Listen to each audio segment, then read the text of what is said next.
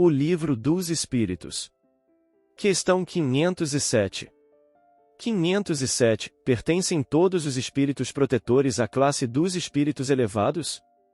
Podem contar-se entre os de classe média? Um pai, por exemplo, pode tornar-se o espírito protetor de seu filho? Pode, mas a proteção pressupõe certo grau de elevação e um poder ou uma virtude a mais, concedidos por Deus. O pai, que protege seu filho, também pode ser assistido por um espírito mais elevado.